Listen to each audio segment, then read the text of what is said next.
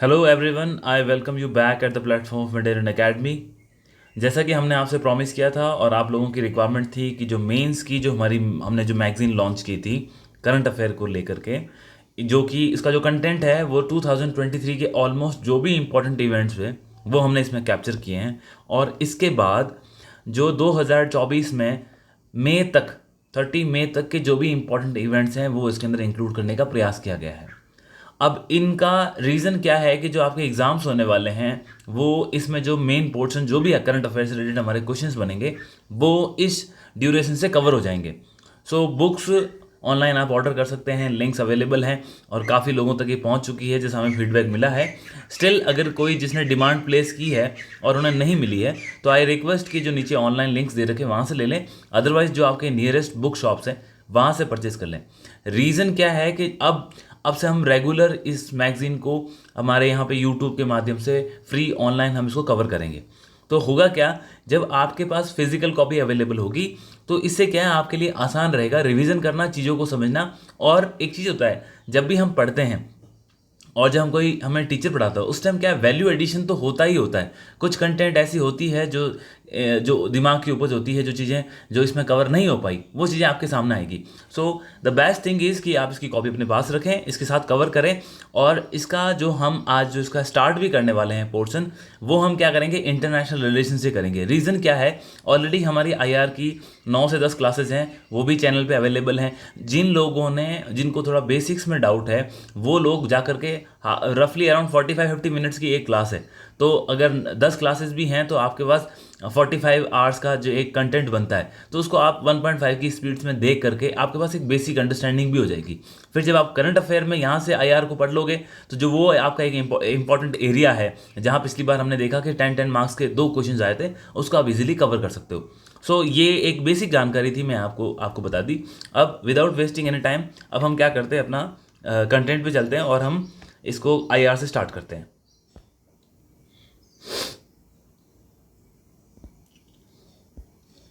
तो ये अलग अलग सेक्शंस आपके सामने हैं एंड हम क्या करेंगे, हम इसमें इंटरनेशनल रिलेशन को करेंगे जो कि पेज नंबर 71 से 94 तक है, एज यू कैन सी।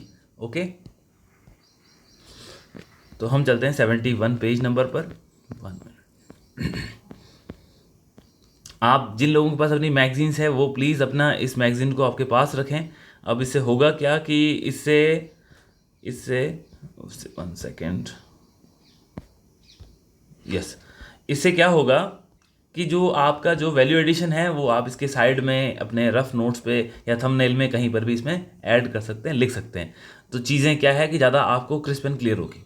तो लेट्स स्टार्ट। ओके, सी, तो सबसे बड़ा इम्पॉर्टेंट इवेंट जो साल 2023 के अंदर हुआ था, तो इंडिया ने G20 की समिट ऑर्गेनाइज करी थी।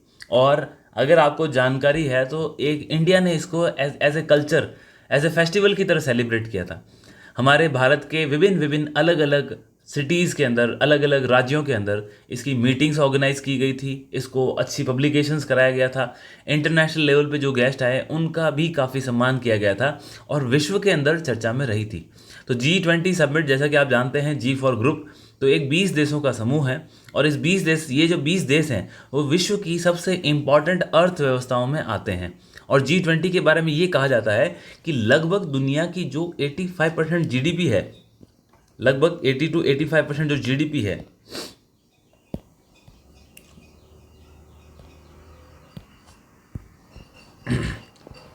यस, जो दुनिया की लगभग 80 to 85% जो आपकी क्या है, जीडीपी है, उस जीडीपी को कौन रिप्रेजेंट करता है, आपका G20 ग्रुपिंग रिप्रेजेंट करता है।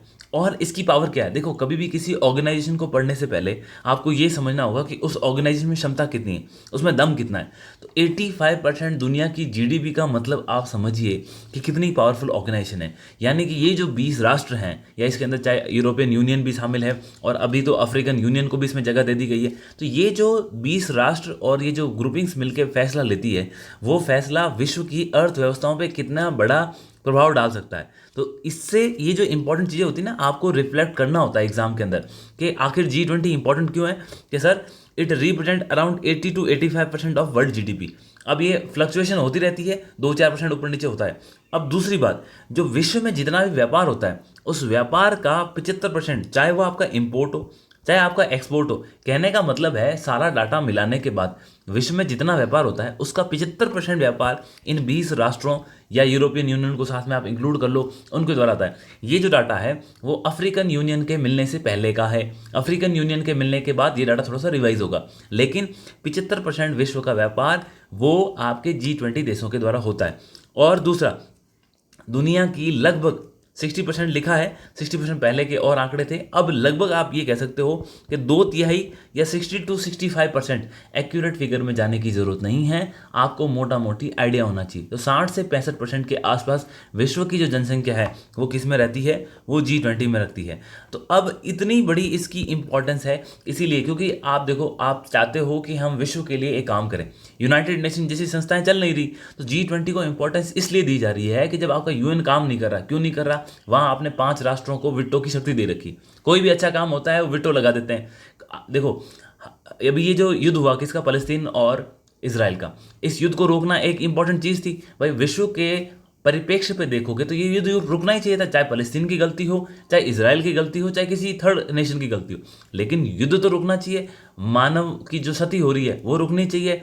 जो जिस प्रकार से यूक्रेन और रशिया का युद्ध है वो तो किसी भी कंडीशन में रुकना चाहिए। हम क्यों नहीं रोक पा रहे, क्योंकि यूनाइटेड नेशन के अंदर आपने विटो की शक्ति दे रखी है और राष्ट्र अपने आपस के जो संबंध है इस प्रकार से बनाते हैं कि वो विटो को अपने लिए भी इस्तेमाल करते हैं।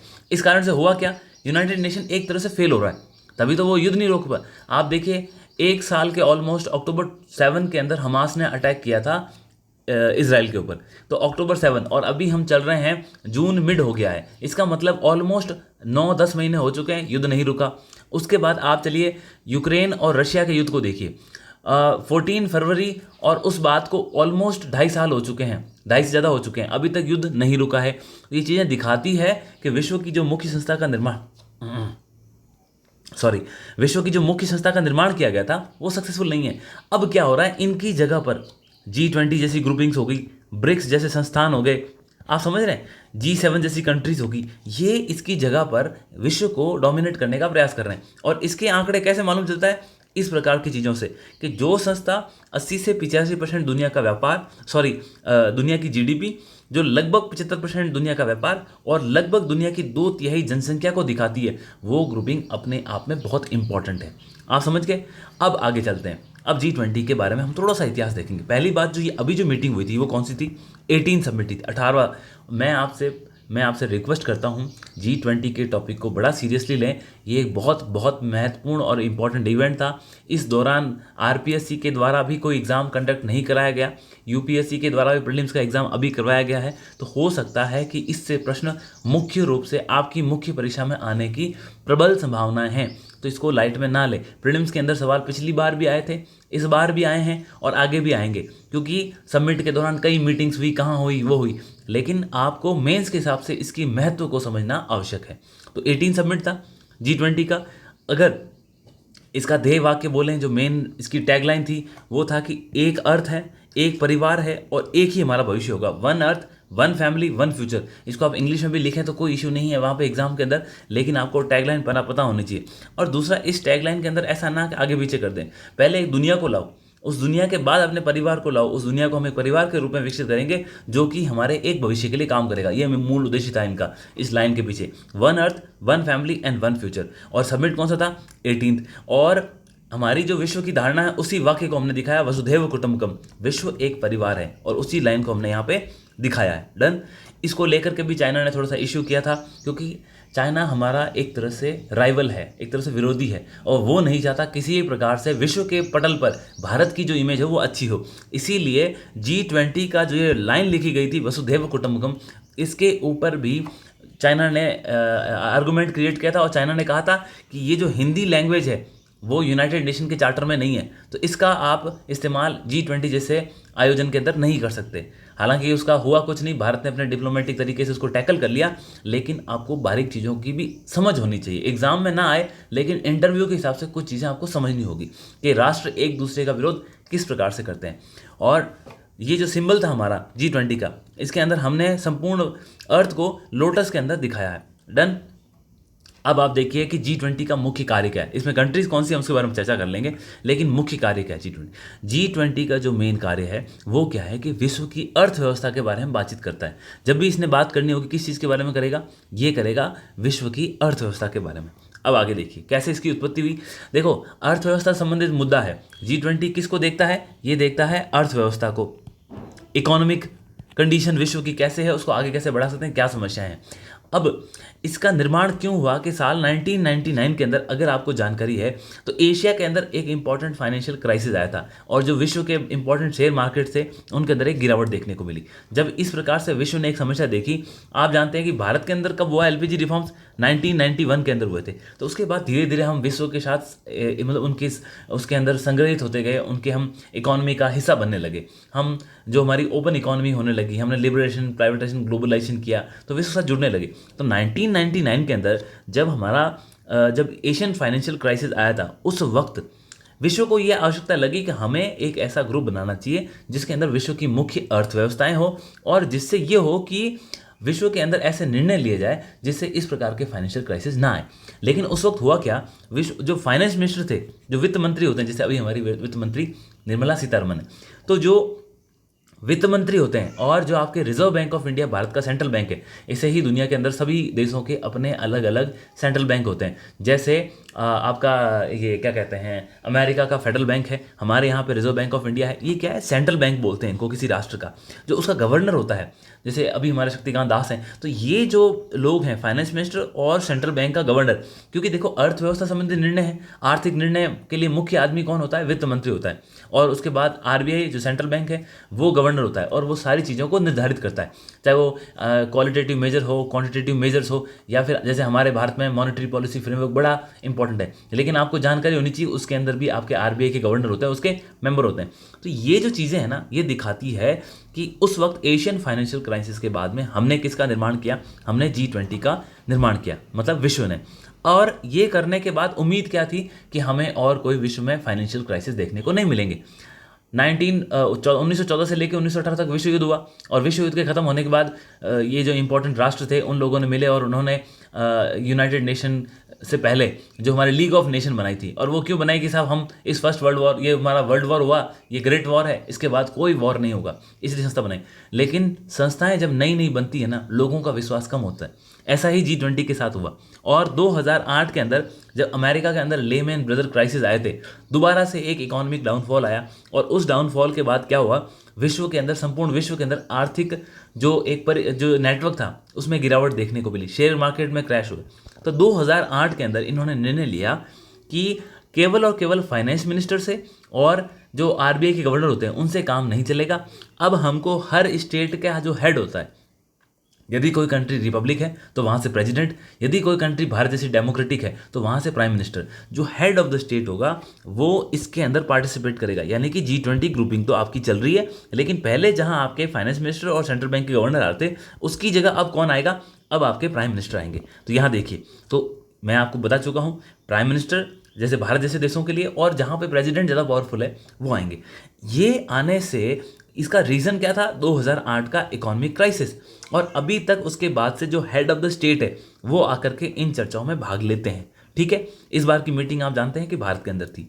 अब तीसरा, 2023 के अंदर ये मीटिंग कहाँ हुई, भारत के अंदर हुई। अगर आपसे कोई शहर पूछे तो G20 का जो मेन समिट हुआ, उसके अलावा इसको हमने अलग अलग स्पेक्ट्रम में बांटा।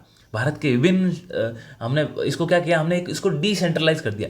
हम है तो वैसे ही लोकतांत्रिक देश, हमने G20 की मीटिंग को भी लोकतांत्रिक और डिसेंट्रलाइज कर दिया। कैसे किया, अलग अलग राज्यों के अंदर अलग अलग, जैसे यूथ की मीटिंग है, वुमेंस को लेकर इशू है, इकोनॉमिक डेवलपमेंट को लेकर है, स्टार्टअप को लेकर के है, डिजिटल पब्लिक इंफ्रास्ट्रक्चर को लेकर, सबकी मीटिंग हमने अलग अलग राज्यों में की। हम गुवाहाटी तक गए, हम चेन्नई तक गए, इसके अलावा हम जयपुर आए, जोधपुर आए, उदयपुर आए, आप जानते हैं श्रीनगर तक के अंदर मीटिंग हुई थी G20 की।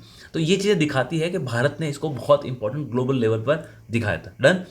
अब सबसे इंपॉर्टेंट कुछ चीज़ें थी, हम उसको बाद में देखेंगे, लेकिन एक अफ्रीकन यूनियन जो इसका पार्ट बना, वो इसका बहुत इंपॉर्टेंट चीज़ है। ये 55 देशों का एक समूह है और भारत ने अपनी चेयर, जब भारत इसका प्रेसिडेंट है, उस वक्त एक इसने अफ्रीकन यूनियन को इसमें शामिल किया। इसलिए भारत का कद बहुत बड़ा है। अफ्रीका जैसे राष्ट्र जहाँ पर जो नियो कोलोनिज्म की विचारधाराएं चल रही है, इन राष्ट्रों में भारत का कद बहुत बड़ा है कि उनका ये मानना है कि भारत के प्रयासों से हमें ये मौका मिला। अब एक कंसेप्ट आता है G20 जिसको हम बोलते हैं ट्रायोकिया। ट्रायोकिया एक्चुअली मतलब क्या है? ट्राई मतलब कि तीन, तो तीन राष्ट्रों का एक समूह है। ट्रायोकिया आप किसी को भी कह सकते हैं, लेकिन G20 के संबंध में तीन राष्ट्रों का समूह है। और ये कौन है?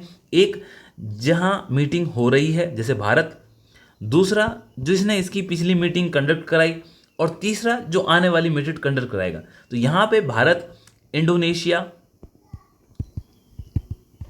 और ब्राज़ील, ये तीनों ही राष्ट्र, पहली बात तो तीनों कौन से हैं? डेवलपिंग कंट्रीज है। तो इन तीनों राष्ट्रों का एक समूह है जिसको हम क्या बोलते हैं? जिसको हम बोलते हैं ट्रायोकिया। तो अभी वर्तमान ट्रायोकिया क्या था? Bharat, Indonesia, Brazil. जब मीटिंग अगले साल होगी उसके बाद ये ट्रायोकिया और बदल जाएगा। लेकिन इंपॉर्टेंट इसलिए है कि तीनों ही डेवलपिंग कंट्री है, तीनों ही इमर्जिंग इकोनॉमी है। तो ये चीज़ें दिखाती है कि ट्रायोकिया, एग्जाम में सवाल आ जाए 2 marker 5 marker, what do you understand by troika? Troika क्या है? तो आपको लिखना है कि G20 की मीटिंग से संदर्भ में जो राष्ट्र इसकी मीटिंग को ऑर्गेनाइज करवा रहा है, और इसका पिछला राष्ट्र जो इसका अध्यक्ष था, और आने वाले नेक्स्ट ईयर में जो इसका अध्यक्ष, इन तीनों के समूह को हम क्या बोलते हैं? ट्रायोकिया बोलते हैं। सबसे इंपॉर्टेंट चीज़, G20 का कहीं कोई हेडक्वार्टर नहीं है। कहीं गलती से कोई पूछ ले तो मत लिख देना, G20 का कोई हेडक्वार्टर नहीं है। होता क्या है कि जिस राष्ट्र के अंदर मीटिंग है उस साल उसका हेडक्वार्टर वहीं शिफ्ट हुआ होता है, उसी को सारा काम करना होता है। आप समझ गए? अब ऑब्जेक्टिव क्या है इसके, और इस साल G20 के अंदर क्या क्या मुख्य निर्णय निकले। तो सबसे पहला ऑब्जेक्टिव देखो, अंतरराष्ट्रीय फाइनेंशियल स्टेबिलिटी। तो आपको देखा, वैसे ही हमने जो बनाया, कब आप इसको एग्जाम्पल भी लिख सकते हो। अगर 10 मार्कर में सवाल आता है तो आपको वहाँ एग्जाम्पल में भी लिख सकते हो कि हमने देखा कि G20 का निर्माण है एशियन फाइनेंशियल क्राइसिस के बाद में ही किया गया, और 2008 में भी जो इसकी जो मीटिंग थी वो फाइनेंस मिनिस्टर के लेवल से बढ़ा के प्राइम मिनिस्टर या हेड ऑफ द स्टेट के लेवल पर कर दी गई। इसका रीज़न यही है कि ये जो संस्था है वो अंतर्राष्ट्रीय फाइनेंशियल स्टेबिलिटी चाहती है। तो ये इसका एक मुख्य उद्देश्य है। दूसरा, ये चाहते हैं ग्रोथ हो, इकोनॉमिक ग्रोथ हो। ये चाहते हैं कि ग्लोबल इकोनॉमी के अंदर आपस में एक दूसरे का सहयोग हो। इसके बाद कॉमन इंटरेस्ट है, मतलब कि जो आपस में जो विचारधाराओं में जो कॉमन चीज़ें निकल के आती हैं उनको प्रमोट करना चाहिए। इसके बाद इंटरनेशनल फाइनेंशियल आर्किटेक्चर है, यानी कि जैसे आप डॉलर में ट्रेड कर रहे हो, किसी और रुपीज़ में ट्रेड कर रहे हो, आदान प्रदान कैसे होता है, आप अगर कोई दूसरा आपस में एक दूसरे से विवाद हो गया, आप कहाँ जाके बातचीत करोगे, ये जो सिस्टम होता है। जैसे आज इंटरनेशनल मॉनेटरी बैंक है, वर्ल्ड बैंक है, इनकी इतनी तवज्जो क्यों है? क्योंकि ये हमारे इंटरनेशनल फाइनेंशियल आर्किटेक्चर का हिस्सा है। तो ये जो मीटिंग ये दिखाती है कि इस हिस्से को भी मजबूत करना किसकी जिम्मेदारी है? G20 की। और जो मल्टीलैटरल इंस्टीट्यूट्स हैं, अब मल्टीलैटरल इंस्टीट्यूट्स मैंने वही नाम रिपीट हो गए, आपका वर्ल्ड बैंक है, IMF है, वर्ल्ड ट्रेड ऑर्गेनाइजेशन है, इन सबको मजबूत करना है और इफेक्टिव बनाना है। क्यों? यदि ये इफेक्टिव नहीं होंगे तो कंट्रीज एक दूसरे की बात ही नहीं मानेगी, और जब बड़े बड़े राष्ट्र अड़ने लगते हैं, आज देखो USA और चाइना के अंदर ट्रेड वॉर है, परेशान किसको होना पड़ रहा है? पूरी दुनिया को होना पड़ रहा है। अगर जो बड़े बड़े मल्टीलैटरल इंस्टीट्यूट्स अगर वो मजबूत होते तो ये बातें नहीं होती। इसके साथ ही हमको डेवलपमेंट को प्रमोट करना है, और जो अंतर्राष्ट्रीय टेररिज्म, ये हमारा टॉपिक भी है RS मेंस का, इसको भी एड्रेस करना है। क्यों? अंतर्राष्ट्रीय टेररिज्म कैसे हैम्पर करता है? आप देखो, सोमालिया के अंदर पायरेट्स हैं, ओमान के पोर्ट के आसपास आप देखते हो हौती रेबल्स हैं, वो अटैक करते हैं। उसके बाद हमास जैसी है जो टेररिस्ट ऑर्गेनाइजेशन है, वो आपका मेडिटेरेनियन सी के अंदर जो हमारा ट्रेड होता है उसको प्रभावित करती है। तो होता क्या है, इंटरनेशनल जो ट्रेड रूट्स हैं, इंटरनेशनल क्या है? ट्रेड रूट्स हैं, या जो आपकी सी लेन ऑफ कम्युनिकेशन है, क्या बोलते हैं? सी लेन्स ऑफ कम्युनिकेशन, यानी कि व्यापार के जो बड़े बड़े रास्ते हैं, उन रास्तों पर ये जब प्रभावित करेंगे तब चीज़ें काफ़ी खराब हो जाती है। अब इसकी एक और इम्पॉर्टेंट चीज़ ये देख लो कि इसके अंदर कंट्रीज़ कौन सी है, थोड़ा सा एक आइडिया होना चाहिए। थोड़ा सा हम इसको टाइम इसलिए दे रहे हैं कि इसके बारे में एग्ज़ाम में सवाल आने की सबसे महत्वपूर्ण संभावना है। अब G20 में कंट्रीज़ कौन सी है आप देख लो, जितनी हाईलाइटेड कंट्रीज़ हैं वो है। सबसे पहले G20 के अंदर टोटल देश कितने हैं? आपके 20 देश हैं, जिसके अंदर एक कौन है? आपका ग्रुपिंग है जिसका नाम क्या है? European union. अब क्लियर हो गया यहाँ पे। अब देखो आप यहाँ से कौन है, इधर से स्टार्ट करते हैं। नॉर्थ अमेरिका के अंदर 3 राष्ट्र हैं, तो इसके जो कनाडा, USA, मैक्सिको, तीनों के तीनों राष्ट्र किसके पार्टिसिपेंट हैं? यानी कि नॉर्थ अमेरिका कॉन्टिनेंट से 3 देश हैं और तीनों ही देश किसके भाग हैं? G20 के। साउथ अमेरिका में 2 सबसे बड़े राष्ट्र हैं, एक ब्राज़ील और एक अर्जेंटीना। वो दोनों ही बड़े राष्ट्र जो कि भौगोलिक दृष्टि से भी और आर्थिक दृष्टि से भी दक्षिण अमेरिका को रिप्रेजेंट करते हैं। इन दोनों को भी किसका भाग बनाया गया? G20 का। अब इसके बाद आते हैं हम यूरोप से। तो यूरोप में आप जानते हैं कि जो इंपॉर्टेंट पावरफुल कंट्रीज थी कौन सी रही है? एक ब्रिटेन और फ्रांस, जो हमेशा से एक दूसरे के राइवल रहे हैं। हमने जब भी हिस्ट्री पढ़ी हमने देखा होगा। इसके बाद जर्मनी, जो वर्ल्ड वॉर 1 और 2 के टाइम पावरफुल हुआ था वो, और इटली जो कि ब्रिटेन का हमेशा एक पार्टनर रहा है। तो ये जो 3 राष्ट्र हैं, कौन सा? जर्मनी, फ्रांस और ब्रिटेन, फिर जर्मनी और इटली, ये 4 राष्ट्र हो गए कहाँ से? आपके यूरोप से। उसके बाद इसके अलावा एक जो महत्वपूर्ण संस्था है यूरोपियन यूनियन, वो कंप्लीट है इसका हिस्सा। अब आ जाते हैं आप एशिया और अफ्रीका को जोड़ने वाले 2 राष्ट्र हैं, एक है आपका रशिया और एक है आपका टर्की। दोनों ही राष्ट्र इसके सदस्य हैं। और जो हमारा अफ्रीका कॉन्टिनेंट है उससे कौन था? साउथ अफ्रीका था। अब अफ्रीकन यूनियन एक पूरी संस्था के रूप में आ जाएगी। और इसके अलावा ये याद रखिए, अफ्रीकन यूनियन के आने से साउथ अफ्रीका नहीं हटेगा। साउथ अफ्रीका इंडिपेंडेंट नेशन के रूप में इसका सदस्य है। इसके अलावा एडिशनली अफ्रीकन यूनियन इसका हिस्सा बनेगी। फिर आपका हो गया सऊदी अरेबिया, जो कि मिडिल ईस्ट के अंदर से एकमात्र कंट्री है। फिर आपका एशिया के अंदर जो साउथ ईस्ट एशियन रीजन है, वहाँ से एकमात्र कंट्री कौन सी है? आपकी इंडिया। चाइना एक बहुत बड़ी पावरफुल कंट्री आप जानते हैं। इसके बाद साउथ कोरिया, जापान और ऑस्ट्रेलिया। न्यूजीलैंड इसका हिस्सा नहीं है। तो ये G20 कंट्री से बड़ा आसान है, आप इसको आंख बंद करके भी इसको लिख सकते हैं। फॉर एग्जांपल मैं आपको बताऊं, मैंने आपको कहा नॉर्थ अमेरिका से 3 कंट्री, कौन सी? Canada, USA, Mexico. South America से 2 कंट्रीज़ की बात की जो इकोनॉमी, एक है ब्राज़ील और फिर है आपकी अर्जेंटीना। फिर हम आ गए यूरोप में। तो यूरोप से हमने कौन सी बात करी? पहले हमने बोला इंग्लैंड के बारे में, फिर फ्रांस की बात करी, फिर हमने बोला जर्मनी वर्ल्ड वॉर 1 और 2 के अंदर पावरफुल थी, और इसके साथ इटली जो हमेशा इंग्लैंड के साथ रहा, वो एक इसकी हिस्सा है। फिर हमने कहा जो एशिया और यूरोप को जोड़ता है वो 2 राष्ट्र हैं, एक आपका रशिया है और एक आपका तुर्की है, जिसका नाम अब तुर्की हो चुका है। तो ये आपस में होगी। फिर हम आए कहाँ पर? अफ्रीका कॉन्टिनेंट में, अफ्रीका महाद्वीप में। तो वहाँ से एक ही राष्ट्र है, कौन सा? South Africa. इसके बाद हम आए साउथ ईस्ट एशिया के अंदर। साउथ ईस्ट एशिया से एक राष्ट्र है जिसका नाम क्या है? आपका इंडिया। फिर हम गए एशियन कंट्रीज़ के पास में। एशियन कंट्री से एकमात्र राष्ट्र है, वो कौन सा? आपका इंडोनेशिया। इसके बाद में आपको जानते हैं कि जो सबसे बड़ी पावर एशिया की है वो आपकी कौन हो गई? चाइना। फिर जापान एक बड़ा राष्ट्र है और आपका साउथ कोरिया। और इसके बाद ऑस्ट्रेलिया एक महाद्वीप से बड़ा देश है, ऑस्ट्रेलिया। तो ये है। और 2 संस्थाएं जिसकी हमने बात करी वो आपकी एक यूरोपियन यूनियन हो गई और एक अफ्रीकन यूनियन हो गई। अब ये 2 हो गए, क्लियर? तो ये टोटल ग्रुपिंग्स बनती हैं, नाम भी आपको याद हो गए, तो इसमें कोई कन्फ्यूज़न नहीं होना चाहिए। चीज़ें एक्चुअली ये बेसिक चीज़ें हैं, थोड़ा सा आप एक स्कीम के तहत याद करो, मतलब एक कहीं ना कहीं सिमेट्री बनाओ, वो सिमेट्री फिर हेल्प करती है। डन। अब देखते हैं आउटकम क्या निकले, बड़े बड़े मेजर आउटकम, क्योंकि आपको आंसर लिखना है मैक्सिमम 100 वर्ड में या 150 वर्ड्स के अंदर, ज़्यादा परेशान होने की जरूरत नहीं है। मेजर आउटकम यानी कि मेजर आउटकम, छोटी चीज़ों को वहाँ पे नहीं लिखना है, तभी एग्जामिनर हमें मार्क्स नहीं देता। अब मेजर आउटकम से आप देखो क्या होता है। सबसे पहले 55 देशों का जो समूह है, कौन है? African union. अफ्रीकन यूनियन को भारत ने अपनी अध्यक्षता के अंदर इसका सदस्य बनाया, क्लियर? बात खत्म, इसके अलावा ज़्यादा ध्यान देने की जरूरत नहीं है। फिर हमने ग्लोबल बायोफ्यूल अलायंस लॉन्च किया। ग्लोबल बायोफ्यूल लॉन्च अलायंस के ऊपर एक अलग से प्रश्न आ सकता है, इसके अंदर कौन सी कंट्रीज़ है जिसने ग्लोबल बायोफ्यूल अलायंस बनाया, ये भी आपको अपने आंसर के तहत लिखने की ज़रूरत है। अब आप देखो कौन सी कंट्रीज़ इसके अंदर थी। सबसे पहले अध्यक्षता किसकी थी? भारत की। इंटरेस्ट किसने दिखाया? USA ने। USA के साथ एक राष्ट्र था इटली, वो भी एक इंपॉर्टेंट इसका बायोफ्यूल अलायंस के लिए इसने अपनी भागीदारी दिखाई, क्लियर है? और आप जानते हैं कि साउथ अमेरिका से 2 कंट्रीज़ है, कौन सी है? साउथ अमेरिका से एक आपका ब्राज़ील है और एक आपका अर्जेंटीना है, क्लियर? और इसके अलावा अब ये याद रखना, जो ये अलायंस बनते हैं ना, इसमें कोई ज़रूरी नहीं है कि आपके जो G20 के मुख्य देश हैं वही इसका हिस्सा बने।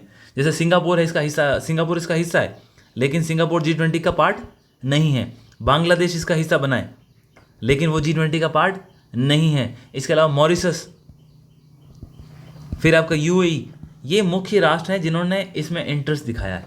सबके अपने अपने रीज़न से क्यों दिखाया है, हम कभी और अगर डिस्कशन होगा तो बताएंगे क्यों ये इसके पार्ट बने। लेकिन भारत ने अपनी अध्यक्षता के अंदर ग्लोबल बायोफ्यूल अलायंस लॉन्च किया। इसके अंदर कौन कौन पार्टिसिपेंट हैं सबके नाम लिखने की ज़रूरत नहीं है। इसके अंदर मुख्य रूप से देखा कि साउथ अमेरिका से आपके ब्राज़ील और अर्जेंटीना आ गए। फिर इधर हमारे एशिया से हम भारत खुद है, बांग्लादेश है। फिर मिडल ईस्ट से आपको यूएई मिल गया और यूरोप से आपको इटली मिल गया। तो ये मुख्य रूप से कंट्रीज़ हो गई जो कि बायोफ्यूल अलायंस के अंदर जुड़ी है। काम क्या है ये आप जानते हैं कि भारत खुद चाहता है कि हम एथेनॉल ब्लेंडिंग बढ़ाएं। आप जानते हैं कि भारत का एम है जो हमारा फ्यूल है उसके अंदर 10% जो ब्लेंडिंग है वो हम हासिल कर चुके हैं। अब हमारा एम क्या है कि हम 20% फ्यूल के अंदर एथेनॉल को मिक्स कर दें। एथेनॉल क्या है, एक प्रकार का बायोफ्यूल ही है। तो इसीलिए ग्लोबल बायोफ्यूल अलायंस पे ध्यान दें। इससे फ़ायदा क्या होगा, जो कंट्रीज इंपोर्ट करती है तेल को उनकी लागत कम आएगी, उनका करंट अकाउंट डेफिशिएंट कम होगा। इसलिए ये कंट्री चाहती है कि हम इसका अलायंस का हिस्सा बन करके, अब क्या होगा जब आप अलायंस बनाते हो ना तो वहाँ पे आपस में टेक्निकल इंटीग्रेशन होता है, साइंटिस्ट आके मिलते हैं, मीटिंग्स होती है, फिर पॉलिसीज़ गवर्नमेंट की ऐसी बनती है, फिर डिमांड जनरेट होती है, एक्सपोर्ट होता है, टेक्नोलॉजी का आदान प्रदान होता है, फिर जो नेशनल प्रोग्राम बनते हैं, स्कीम्स बनती है, वो इसके आधार बनती है। इसीलिए ये अलायंस आपका इंपॉर्टेंट। देखो सवाल आ सकता है G20 पे आए सबसे इंपॉर्टेंट के भाई अफ्रीकन यूनियन को इंक्लूड किया गया। सेकंड ग्लोबल बायोफ्यूल अलायंस हो गया। थर्ड जो सबसे इंपॉर्टेंट चीज़ थी India middle east Europe economic corridor. चर्चाओं बहुत है, चर्चाओं बहुत क्यों हैं कि आप जानते हैं कि जब से ये युद्ध चला है, किसका युद्ध, युद्ध चला है आपके इजराइल और फ़लस्तीन का, यानी कि हमास की तरफ से। तब से इजराइल का जो एक मुख्य हिस्सा था, आप अगर इस मैप में देखें, इजराइल का हाइफा पोर्ट है, वहाँ पे ये एक मुख्य हिस्सा था क्योंकि हाइफा पोर्ट से इजराइल, आप जानते हो कि इजराइल का जो वेस्ट बैंक है और गाजा स्ट्रिप है, गाजा स्ट्रिप का पूरा हिस्सा कहाँ खुलता है, मेडिटेरेनियन सी में, भूमध्य सागर में। तो वहाँ से हाइफा पोर्ट के माध्यम से जो व्यापार का केंद्र था वो आगे यूरोप तक पहुँचना था। आप समझ के, जो ग्रीस के माध्यम से, फिर ग्रीस के अंदर जो पेरेस आपका पोर्ट है वहाँ से रेल और रोड नेटवर्क के माध्यम से सामान को, ये एक तरह से इकोनॉमिक कॉरिडोर है, सामान का आदान प्रदान, सूचनाओं का। फिर आपके केबल्स निकलेगी, ऑप्टिकल फाइबर केबल्स जाएगी, कम्युनिकेशन लेंस इसमें एस्टेब्लिश होगी। हो सकता है गैस की पाइपलाइन की बात भी चल रही थी, इसके अंदर डालने का प्रयास करेंगे। तो ये एक बड़ा important India middle east Europe economic corridor था, यानी कि भारत को जोड़ेगा, मिडिल ईस्ट को जोड़ेगा, यूरोप को जोड़ेगा और इसके अंदर यूएसए कहीं डायरेक्टली लिंक नहीं है, लेकिन यूएसए इसका भाग है। ये आपको समझना होगा। क्लियर। अब चूंकि ये लड़ाई हो गई, इस वजह से डिस्टर्ब हुआ, न्यूज़पेपर में बहुत सारे आर्टिकल्स आए कि भारत के लिए एसेंशियल है और ये लड़ाई रुकनी चाहिए, मिडिल ईस्ट स्टेबल होना चाहिए ताकि भारत को इसका फ़ायदा मिले। अब ये तो होगी, इसके बारे में आप समझ गए कौन कौन पार्टिसिपेंट है। हमारे मुंबई के पोर्ट से लेकर के यूएई में जाएगा, वहाँ पे जबेल अली पोर्ट है, उस पोर्ट के बाद से यहाँ पे रेल और रोड नेटवर्क के माध्यम से सऊदी अरेबिया से होते हुए ये कहाँ जाएगा, आपका इजराइल जाएगा, वहाँ से ग्रीस और ग्रीस के माध्यम से यूरोप के अन्य राष्ट्रों तक हम पहुँचाएंगे। डन। ये चीज़ें ये दिखाती है कि इंडिया किस प्रकार से नए नए रास्ते बनाने का प्रयास कर रहा है। क्यों, देखो बेल्ट एंड रोड इनिशिएटिव चल रहा था चाइना का, उसको भी काउंटर करना था, अमेरिका को भी काउंटर करना था उसको। उसके बाद यूरोप खुद चाहता है कि चाइना का डोमिनेशन ज़्यादा नहीं हो। मिडिल ईस्ट ऑलरेडी डिस्टर्ब चल रहा है, भारत की कई बार साठगांठ, मिडिल ईस्ट के साथ भारत के अच्छे रिश्ते हैं, इसराइल के साथ अच्छे रिश्ते हैं, लेकिन उन दोनों के आपस में रिश्ते सही नहीं थे। तो बीच में एक अब्राहम अकॉर्ड, अगर आपने सुना होगा, वो साइन हुआ। जो अब्राहम अकॉर्ड ने क्या किया, यूएई को और यहाँ पे मेंशन नहीं है इजराइल को, दोनों जो कट्टर दुश्मन थे एक दूसरे से, मतलब बातचीत भी नहीं करते थे, अब्राहम अकॉर्ड से ये दोनों राष्ट्र एक दूसरे के नज़दीक आ गए। अब भारत को फ़ायदा ये हो गया कि इजराइल भी पार्ट है, यूएई पार्ट है, और आप अपना नया ट्रेड रूट बनाने का प्रयास कर रहे हो। ठीक है, इसमें रेल नेटवर्क भी होगा, रोड नेटवर्क भी होगा, शिप नेटवर्क भी होगा। तो ये चीज़ें आपको ध्यान रखना होगा, भारत के लिए बहुत ज़रूरी है।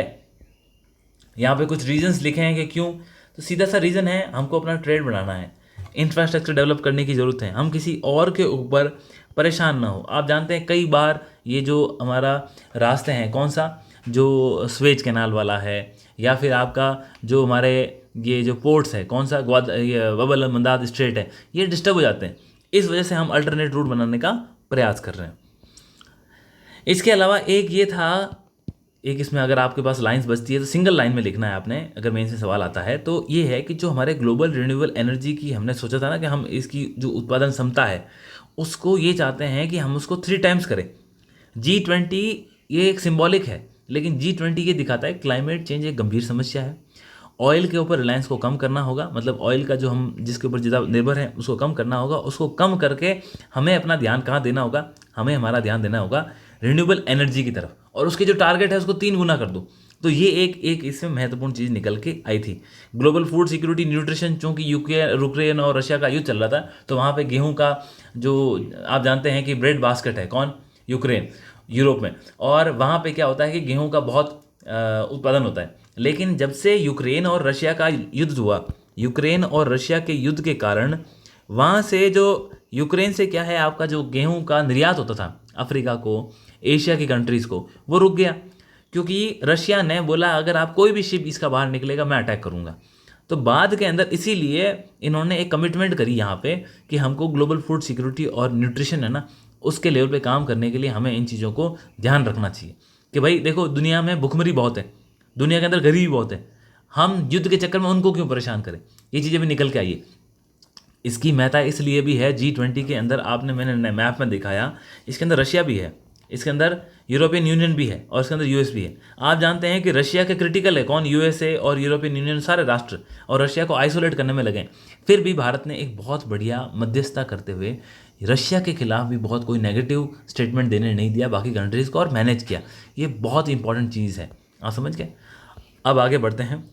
तो ये आपका देख लिया commitment to global food security and nutrition, मैंने बात कर ली क्यों ये चर्चा हुई। फिर फाइनेंशियल इंक्लूजन के लिए आप जानते हैं भारत, एक एग्ज़ाम में प्रश्न भी आ सकता है, आप प्लीज़ नोट रखें कि आप डिजिटल पब्लिक इंफ्रास्ट्रक्चर से क्या समझते हैं, और भारत इसके अंदर एक लीडर के रूप में बाहर आ रहा है।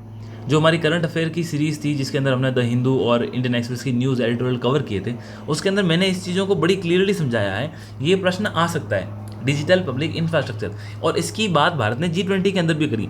और भारत कहता है कि हमें जो विश्व के अंदर जो आपके ग्लोबल साउथ कंट्रीज़ हैं, जो लगभग 70-80 देशों का ग्रुप है जो कि अंडर डेवलप है, लेस डेवलप है या डेवलपिंग कंट्रीज़ है, वहाँ पर क्या है, जैसे भारत के पास वो जैम ट्रिनिटी आ गया, जनधन अकाउंट खोल दिए सरकार ने, और उसके बाद आपका मोबाइल से कनेक्टिविटी कर दी, आधार से लिंक कर दिया। इससे क्या हुआ ना, लोगों में आप देखो ना, लोग फाइनेंशियल लिटरेसी के बारे में अवेयर हो रहे हैं, उनका फाइनेंशियल इंक्लूजन हो रहा है, बैंकों से लोन लेने वालों की संख्या बढ़ रही है। इस चीज़ों को संपूर्ण विश्व में कैसे बढ़ाया जाए, यही तो भारत की विचारधारा है, वसुधैव कुटुंबकम, संपूर्ण विश्व एक परिवार है, और जो हम अच्छा काम कर रहे हैं वो दुनिया को बताएंगे। तो इसीलिए भारत ने बोला कि हमें एक ग्लोबल पार्टनरशिप करनी चाहिए, किस लिए, जो फाइनेंशियल इंक्लूजन है, लोगों को वित्तीय समायोजन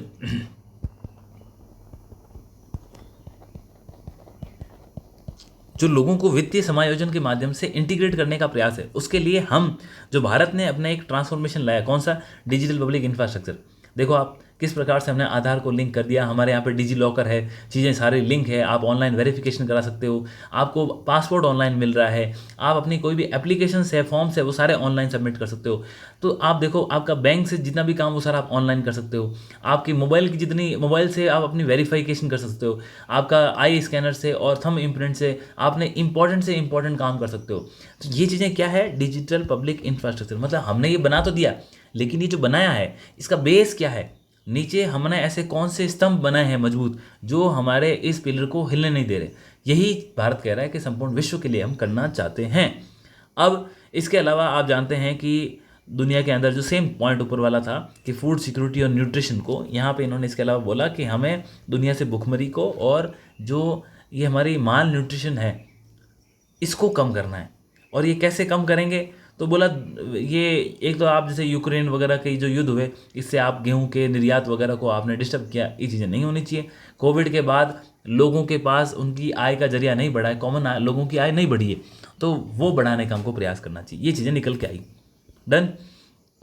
ये इंपॉर्टेंट बातें थी G20 की। इसके अलावा एक और आप ऐड ऑन कर लें, मेरे हिसाब से एग्ज़ाम में प्रश्न आ जाए तो शायद बहुत अच्छी बात होगी। इसी दौरान भारत ने एक और यहाँ पे एक इनिशिएटिव लॉन्च किया था, और जिसका नाम था महर्षि या महाऋषि, कुछ भी कह सकते हैं आप, एक ही साथ नाम था महाऋषि, कहीं ऐसा एक्रोनिम आ जाए तो फिर आप देखो। अब ये है क्या, आप जानते हैं कि हमने यूनाइटेड नेशन के अंदर जाके बोला कि आप इंटरनेशनल ईयर बनाओ, किसका, मिलेट का। मिलेट जो मोटा अनाज होता है उसे हम मिलेट कहते हैं, जैसे बाजरा है, ज्वार है, रागी है, ये सब चीज़ें। तो हमने महाऋषि इनिशिएटिव लॉन्च किया। ये कब किया, ये G20 के साथ ही किया। और इसमें क्या किया हमने, इसके अंदर हमने बोला कि इसका फुल फॉर्म वैसे क्या है कि millets and other ancient grains international research initiative. ठीक है, महाऋषि इनिशिएटिव G20 के साथ लॉन्च किया गया। भारत की इसमें मुख्य भूमिका थी। भारत, इसका फुल फॉर्म है millets and other ancient grain international research initiative. यानी कि जो ग्रेन्स हैं पूरे विश्व के अंदर, जो भी एंशियंट ग्रेन्स हैं, इन ग्रेन्स के ऊपर हम रिसर्च करेंगे, क्योंकि हमारे जो मुख्य मुद्दे क्या थे, हंगर, माल न्यूट्रिशन, फूड सिक्योरिटी, न्यूट्रिशन, इन सब को हम मिलेट्स के माध्यम से एड्रेस कर सकते हैं। और मिलेट का फ़ायदा क्या है, ये जो होती है ना क्लाइमेट चेंज की जो समस्या है उससे लड़ने में भी हमें हेल्प करेगी। क्योंकि ये जैसे आप जानते हैं कई ऐसी क्रॉप्स हैं जैसे बाजरा वगैरह बहुत कम पानी में उग जाता है। इसके अलावा आप जानते हैं कि बहुत एक्सट्रीम वेदर होता है तब भी ये चीज़ें उग जाती है। जैसे तेलंगाना के अंदर रागी का अच्छा उत्पादन होता है, राजस्थान के अंदर बाजरे का अच्छा उत्पादन होता है। तो रीज़न क्या है, जो शुष्क क्षेत्र हैं वहाँ भी इनका अच्छा उत्पादन। तो महाऋषि इनिशिएटिव के माध्यम से, और सबसे इंपॉर्टेंट चीज़, इसका जो सेक्रेटरीट बनाया ना वो कहाँ बनाया पता है आपको, Indian institute of millet research, हमारे हैदराबाद के अंदर IIMR इंस्टीट्यूट है, वहाँ बनाया गया। विश्व के बड़े बड़े साइंटिस्ट आएंगे जो एग्रीकल्चर संबंधित है, वो वहाँ बैठ के बात करेंगे और वो इस महाऋषि इनिशिएटिव के तहत रिसर्च और इनोवेशन के अंदर नए नए प्रयास करेंगे। ये चीज़ें G20 के तहत मेरे को समझ में आई, जो मैंने आपको बता दी, जो हमने कवर की है, और इससे बाहर कोई प्रॉब्लम संभावना नहीं है। किसी प्रकार का प्रश्न आए तो आपको वो कवर कर लेना है। आगे बढ़ते हैं नेक्स्ट टॉपिक की तरफ, और ये आपका SCO समिट से लेकर के है। और आप जानते हैं कि SCO summit Shanghai corporation organization एक बहुत इंपॉर्टेंट हमारा संस्था है, और जो संघाई कॉरपोरेशन ऑर्गेनाइजेशन है इसका विस्तार करने का प्रयास किया जा रहा है। और सबसे बड़ी बात, ये जो इसकी 23वीं समिट हुई थी, देखो G20 की समिट कौन सी थी, 18वीं, और SCO की समिट कौन सी, 23वीं। ये समिट भारत ने पहली बार खुद अपने यहाँ पर वर्चुअल तरीके से, चूँकि कोविड का समय था उसके बाद चीज़ें एस्टेब्लिश नहीं हो पाई, और कुछ और भी रीजंस थे, केवल कोविड ही रीज़न नहीं था, कुछ और भी रीजंस थे जो कि डिप्लोमेटिक रीजन थे, जिस कारण से हमने इस मीटिंग को क्या किया। भारत चाहता था कि ये फिजिकली हो, लेकिन SCO के अंदर कुछ ऐसे राष्ट्र हैं जो भारत को प्रॉस्पर होता नहीं देखना चाहते। इस कारण से इसका हमने जो इस बार जो ऑर्गेनाइजेशन किया था वो कैसा हुआ, वर्चुअल डिजिटल माध्यम से। और ये डिजिटल पब्लिक इंफ्रास्ट्रक्चर का एक हिस्सा भी है, जो हमने पिछले पढ़ा किस प्रकार से हम काम कर रहे हैं। अब इसकी थीम क्या थी, थीम थी टूवर्ड्स ए सिक्योर SCO। ठीक है, और जो हमने ये सिक्योर लिखा है, इस सिक्योर को इन्होंने फुल फॉर्म दिया security, economic development, connectivity, unity, respect for sovereignty and territorial integrity, और इसका E for environmental protection. Done. तो ये तो हो गई क्लियर बात। SCO की जो 23 समिट थी वो भारत ने कराई। कैसे कराई, वर्चुअल कराई। भारत चाहता था फिजिकली हो लेकिन नहीं हो पाई। Done, clear. अब इसके अलावा इसकी जो लास्ट समिट अगर आपको याद हो तो मैं आपको बता दूं, इसकी लास्ट समिट हुई थी समरकंद के अंदर, और जो नेक्स्ट समिट है इसका कजाकिस्तान में होगी। क्लियर। अब इसके बाद सबसे पहले तो आप यही देख लो कि SCO के अंदर मेंबर कंट्रीज़ कौन है। तो कौन कौन सी मेंबर कंट्रीज़ है। 9th मेंबर तो कौन बना हम बाद में देखेंगे, ईरान को बनाया गया, लेकिन इससे पहले कौन है। सबसे पहले आप जानते हैं कि SCO संघाई कॉर्पोरेशन होगा। संघाई कहाँ है, चाइना। चाइना का दोस्त कौन है, रशिया। ये तो हो गए। अब रशिया से कुछ इसके जो हिस्से जुड़े हुए थे जिसको हम सेंट्रल एशिया कहते हैं, वहाँ 5 राष्ट्र हैं। 5 राष्ट्रों में से 4 राष्ट्र इसका हिस्सा हैं। अब वो कौन से हैं, इसमें से आप किसको निकाल दो, इसमें से आप तुर्कमेनिस्तान को निकाल दो, बाकी सारे इसके पार्ट नहीं। यानी कि कजाकिस्तान इसका हिस्सा है, किर्गिस्तान इसका हिस्सा है, ताजिकिस्तान इसका हिस्सा है, और उज्बेकिस्तान इसका हिस्सा है। हिस्सा कौन नहीं है, इसका हिस्सा नहीं है वो आपका तुर्कमेनिस्तान हिस्सा नहीं। बाकी 4 राष्ट्र ये हो गए, 5वां चाइना और रशिया, छठा हो गया। इसके बाद इंडिया और पाकिस्तान, 8 राष्ट्र हो गए, और 9वां हमने किसको बनाया, ईरान। देखो बड़ी बड़ी संस्थाएं हैं, आज के टाइम में इनकी वैल्यू बढ़ गई है, तो इसलिए क्या है हमें इनको ध्यान रखने की इनका याद भी होना चाहिए। क्लियर। ये आपके मेन मेंबर्स हो गए जो अब इसके मेंबर्स हैं। इसके अलावा ऑब्जर्वर मेंबर हैं, इसके अलावा डायलॉग पार्टनर है, हमें उनको ध्यान नहीं रखना। अब क्या निकल के आया, सबसे पहली बात, जॉइंट स्टेटमेंट में डाउट था कि नहीं निकलेगा, लेकिन निकला। और जॉइंट स्टेटमेंट में ये कहा गया कि हम जो सेपरेटिज्म है, टेररिज्म है, एक्सट्रीमिज्म है, इन सब से लड़ेंगे, और डिजिटल ट्रांसफॉर्मेशन की तरफ हम आगे बढ़ेंगे, कॉपरेशन बढ़ेंगे, क्योंकि इंडिया इसका भाग था, इंडिया का अध्यक्षता था। तो इंडिया जहाँ भी जा रहा है आजकल डिजिटल पब्लिक इंफ्रास्ट्रक्चर के बारे में अपना प्रमोशन कर रहा है। तो आपके एग्जाम में सवाल आ जाए तो आपको भी लिखना है कि ऑन दिस ऑर्गेनाइजेशन भारत ने यहाँ पे डिजिटल पब्लिक इंफ्रास्ट्रक्चर को बूस्ट करने की इंटरनेशनल लेवल पे बात करी, और वो आपका गलत नहीं होगा। दूसरा, जो संघाई कॉर्पोरेशन ऑर्गेनाइजेशन है ना, इसके अंदर एक संस्था भी है जिसका बोलते हैं रैट बोलते हैं, और वो उसका मुख्य उद्देश्य ही क्या है, आतंकवाद से लड़ने का प्रयास करना है। तो इसलिए जब भी संघाई कॉर्पोरेशन की बात होगी वहाँ पर हमेशा याद रखिएगा टेररिज्म के खिलाफ जरूर कोई ना कोई स्टेटमेंट आएगा। जो इंडिया ने अपना स्टेटमेंट दिया था, इसको न्यू दिल्ली डिक्लेरेशन नाम दिया गया, ये सीधा सीधा एससीओ के 23 समिट से जुड़ा हुआ है, और यहाँ पे ये बोला गया counter the activities of terrorist separatist and extremism. बस ये दो चीज़ें लिख के आनी है, एक डिजिटल पब्लिक इंफ्रास्ट्रक्चर के बारे में और दूसरा टेररिज्म वगैरह के स्टेटमेंट। क्लियर? अब इसकी क्या सिग्निफिकेंस है? सिग्निफिकेंस तो आप ये देखिए कि पहली बात, इंडिया, चाइना, रशिया, ये जो और पाकिस्तान, ये बहुत रेयरली हमें मिलता है किसी एक प्लेटफॉर्म पे, और वो प्लेटफॉर्म कौन है? वो प्लेटफॉर्म है संघाई कॉर्पोरेशन ऑर्गेनाइजेशन। इंडिया क्या करता है कि जो वसुधैव कुटुंबकम की बात तो हर जगह करता है, लेकिन यहाँ पर संघाई कॉर्पोरेशन में भारत हमेशा से BRI का विरोध करता है। बेल्ट एंड रोड इनिशिएटिव है ना, उसका विरोध क्यों? बोला आपने पाकिस्तान ऑक्यूपाइड कश्मीर में जो गिलगिस्तान प्रोविंस है वहाँ से आपने ये निकाल दिया, और वो एरिया किसका है? हमारा है। तो भारत तो हमेशा से BRI का विरोध करता है, और वो संघाई कॉर्पोरेशन ऑर्गेनाइजेशन की मीटिंग भी करता है, जहाँ चाइना बैठा होता है, पाकिस्तान बैठा होता है। ठीक है, उसके बाद जो चाइना का बड़ा एम है ना कि मैं BRI के माध्यम से ये कर दूंगा वो कर देगा, सबसे बड़ा उसके लिए हर्डल ही भारत है, और उसके माध्यम से उसकी जो इंडियन ओशियन रीजन के अंदर रीच है ना वो रुकी हुई है।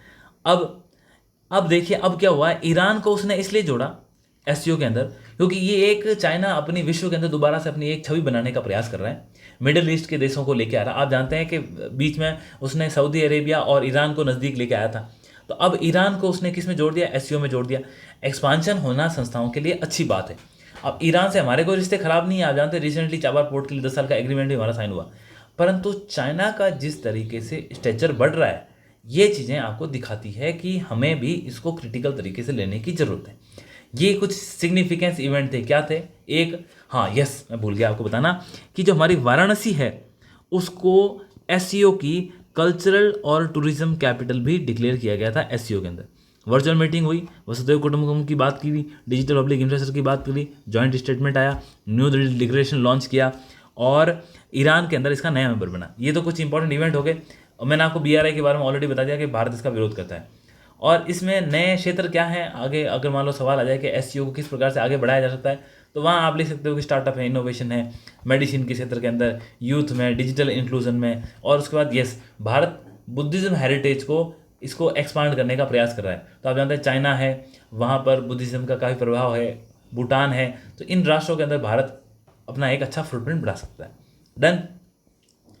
इसके बाद एक इम्पॉर्टेंट इवेंट जो हुआ और वो था आपका ब्रिक्स के बारे में। ब्रिक्स का एक्सपांशन भी हुआ है, काफ़ी कंट्रीज़ में जुड़ी है। तो ब्रिक्स को लेकर के ये इसका 15 समिट था।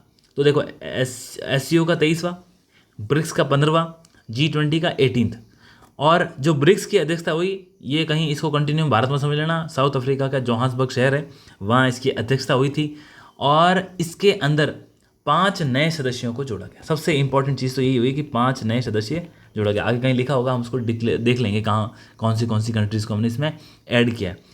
अब ब्रिक्स के अंदर है कौन? Brazil, Russia, India, China and south Africa. तो पहले ये ब्रिक था, उसके बाद ब्रिक्स बना। सबसे इंपॉर्टेंट चीज़ें हमें ब्रिक्स की जो समझनी है, ये तो हम पढ़ेंगे जो लिखा है, उसके अलावा बताता हूँ आपको। एक, ब्रिक्स ने एक बैंक डेवलप कर रखा है जिसका नाम क्या है? New development bank, NDB। ये काफ़ी अच्छा काम कर रहा है, एशिया के अंदर बहुत डेवलपमेंट, पूरी दुनिया के अंदर इसकी रीच है। इसके अलावा इसका एक, अगर किसी राष्ट्र को इसके, जैसे इसमें मेंबर हैं, कितने मेंबर हैं? अभी तो एक्सपांड हो गए, 5 नए मेंबर आ गए, लेकिन ये जो पुराने मेंबर्स हैं उनमें से किसी को कोई हेल्प चाहिए, और अब तो ये चीज़ें नए मेंबर में भी लागू हो जाएगी। यदि किसी को भी कोई हेल्प चाहिए, फाइनेंशियल हेल्प चाहिए, छोटे टाइम के लिए पैसे चाहिए, तो इनका एक अरेंजमेंट बनाया हुआ है जिसको बोलते हैं कंटिजेंसी रिजर्व अरेंजमेंट। याद जरूर रखना, छोटी मोटी चीज़ नहीं है, आपके लिए नहीं होगी, लेकिन एग्जामिनर जो एग्ज़ाम बनाता है उसके लिए नहीं है। कंटिजेंसी रिजर्व अरेंजमेंट क्या है? इसके तहत यदि आपको शॉर्ट टर्म के लिए पैसों की ज़रूरत है तो ब्रिक राष्ट्र इसके माध्यम से पैसे ले सकते हैं। डन। इसके अलावा इन्होंने जो हमारा वैक्सीन हुआ था ना कोविड के दौरान, इस वैक्सीन के लिए भी इन राष्ट्रों ने आपस में मिलकर R&D के ऊपर काफ़ी अच्छा काम किया था। ये कुछ चीज़ें आपको ब्रिक्स के बारे में इंपॉर्टेंट पता होनी चाहिए। हम खाली नाम जानते हैं, मेंबर्स जानते हैं, ये नहीं जानते हैं कि इन्होंने कुछ इंपॉर्टेंट काम क्या किए। ठीक है, अब कौन सी चीज़ें मैंने बता दी। एक इसका न्यू डेवलपमेंट बैंक है जो कि इंफ्रास्ट्रक्चर डेवलपमेंट के लिए पैसे इधर उधर देता है। कंटीजेंसी रिजर्व अरेंजमेंट बता दिया, कंटीजेंसी रिजर्व अरेंजमेंट, इसके माध्यम से जो भी सदस्य हैं उनको कम समय के लिए यदि पैसे की ज़रूरत होती है तो वो इसके माध्यम से पैसे ले सकते हैं। और कोविड के दौरान वैक्सीन के लिए इन राष्ट्रों ने मिलकर के आपस में डेवलपमेंट का काम भी किया था। अब थोड़ा सा इसके बारे में समझ लें। जैसे हमने G20 के बारे में कहा कि 80 से 85% जो विश्व का GDP है वो इन राष्ट्रों के पास है। 75% ट्रेड G20 राष्ट्रों के पास था। विश्व की 2/3 जनसंख्या G20 के पास है। जब ब्रिक्स की बात करते हो तो ब्रिक के पास में विश्व की 42% जनसंख्या, विश्व की लगभग 23% GDP और इसके अलावा जो विश्व का लगभग 30% एरिया है भूभाग का वो इन राष्ट्रों के पास है। ये यहाँ पे इसमें दिखाया गया। तो ब्रिक्स कोई छोटी मोटी ऑर्गेनाइजेशन नहीं है, बहुत इंपॉर्टेंट है। और इसके अंदर जो कंट्रीज़ हैं Brazil, China, India, south Africa, Russia तो ऑलरेडी डेवलप है लेकिन ये इमर्जिंग इकॉनमीज़ हैं, आप समझे। तो ये जो हिस्सेदारी है ना वो धीरे धीरे विश्व में बढ़ती जाएगी। ये चीज़ें दिखाई गई है। अब आगे बढ़ते हैं, किन क्षेत्रों में ये काम करता है, इसके एजेंडा क्या है। एक तो टेररिज्म के खिलाफ लड़ना, क्लाइमेट चेंज के लिए, food and energy security, international economy का फाइनेंशियल सिचुएशन, तभी तो इन्होंने न्यू डेवलपमेंट बैंक बनाया। हेल्थ के सेक्टर में काम करता है तो इसीलिए उन्होंने वैक्सीन के लिए ये बात करी। फिर WTO जैसी अंतर्राष्ट्रीय संस्थाएं हैं उनको बचने की ज़रूरत है। और एक और इम्पॉर्टेंट चीज़, ब्रिक्स ने बैंक क्यों बनाया। तो ब्रिक बोलता है कि जो आपके ये ब्रिटेन वुड्स संस्थान है ना जिसके अंदर IMF आता है, वर्ल्ड बैंक आता है, तो बोला ये इनके रूल्स बड़े स्ट्रिक्ट हैं। आप जो कंट्री हेल्प के लिए जाती है उसमें आप उनको परेशान करते हो, इसीलिए इन्होंने नया बैंक बनाया जिसके माध्यम से ये विश्व को पैसे देने का प्रयास करते हैं। अच्छा, अब इसके हम जानते हैं कि इस बार नए देशों को ऐड किया गया और इन नए देशों में सबसे मुख्य देश कौन से हैं, अर्जेंटीना, फिर आपका ईरान और सऊदी अरेबिया और UAE, ये 3 यहाँ से आ गए, फिर इजिप्ट और इथोपिया।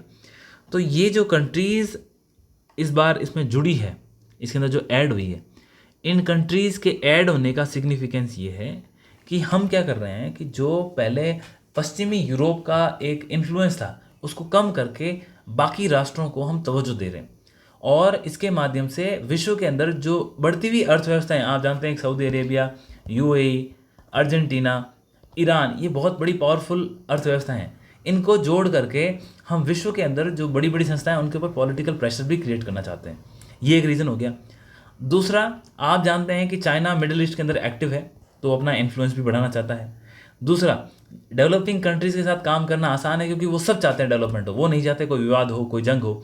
लेकिन जो डेवलप कंट्रीज़ है वो चाहते हैं प्रॉक्सी वॉर हो, आइडियोलॉजिकल डिफरेंस हो, दुनिया आपस में बटी रहे, क्योंकि उससे क्या होगा, नई शक्ति का उदय नहीं होगा।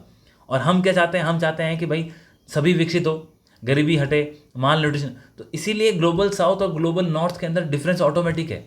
क्यों डिफरेंस ऑटोमेटिक है? ग्लोबल साउथ की ज़रूरतें अलग हैं और ग्लोबल नॉर्थ क्या चाहता है, वो चाहता है कि हम राज करें। इसीलिए अब आगे देखो, anti western sentiment and global south unity में आपको कई बार बता चुका हूँ, इन संस्थाओं का मुख्य उद्देश्य होता है कि हमें ग्लोबल साउथ के लिए काम करना है। अब एक और चीज़ इससे निकल रही, ब्रिक्स आ रही है, उसको आप यही मान करें। ये ब्रिक्स आजकल बात कर रहे हैं कॉमन करेंसी की, कि बोला जो हम राष्ट्र है ना, जो इसके नए मेंबर हैं और पुराने मेंबर्स हैं, ये कॉमन करेंसी अपनी डिसाइड कर ले और उसके अंदर ट्रेड करें, जिससे हमको डॉलर के ऊपर ट्रेड नहीं करना पड़ेगा। और जिससे डॉलर पर हम ट्रेड नहीं करेंगे तो डॉलर की जो वैल्यू वो कम होगी और हमारा व्यापार अच्छा होगा। ये एक इंपॉर्टेंट चीज़ है ब्रिक्स के बारे में। तो ये हमने जो डिस्कस किया क्या है, ये सारी चीज़ें आपको क्रिटिकली इवेलुएट करने के लिए बातें आती है वो है, बाकी तो आपने मुख्य देख ही लिए बातें। अब इसके साथ अब आपको ये समझना होगा कि हम ब्रिक्स के साथ चाहते क्या, भारत क्या चाहता है और भारत को क्या समस्या है।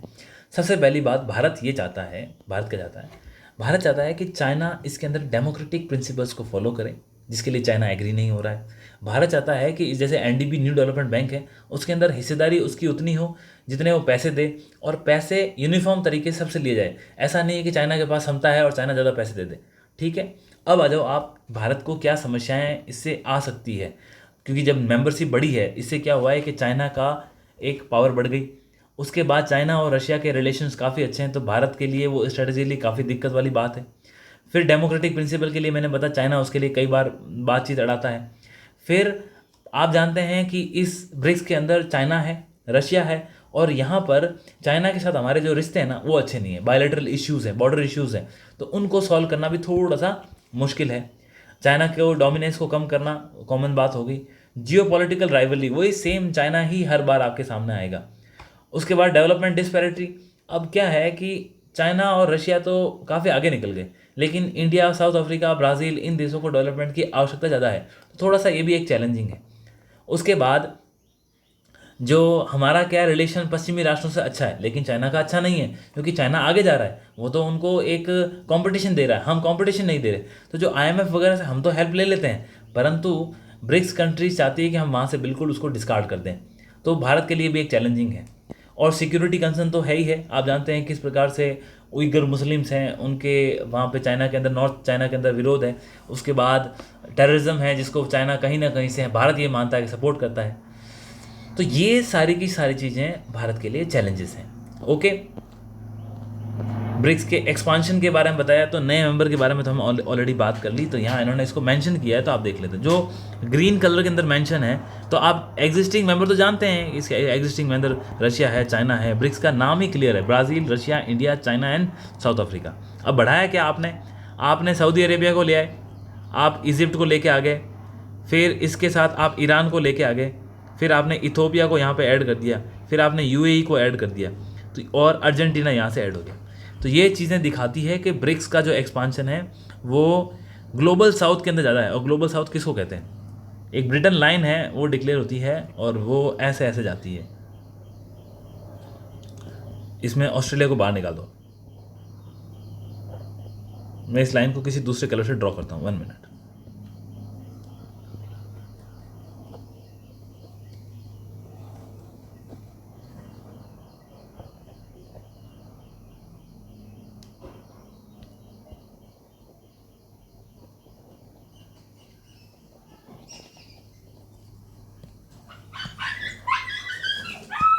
तो ये जो चीज़ें देख रहे हैं ना आप, मैंने जो ये लाइन ड्रॉ की है, ये लाइन से जो नॉर्थ का एरिया है वो आपका ग्लोबल नॉर्थ है, और इस लाइन से जो साउथ का एरिया है वो आपका ग्लोबल साउथ है, और उसको ब्रिटेन लाइन कहते हैं। समझ गए आप? तो ये चीज़ें मैंने इसलिए बताई कि कई बार जानकारी नहीं होती है, तो शायद अगर एग्ज़ाम में कहीं प्रश्न आ जाए किस्मत से, तो शायद आप उन चंद लोगों में से होंगे जिनको अच्छा खासा एडवांटेज मिल जाएगा। ठीक है, यही वो लाइन है। इस लाइन का नाम भी लिख देता हूँ, शायद मुझे लगता है काफ़ी लोगों ने नहीं सुनी होगी।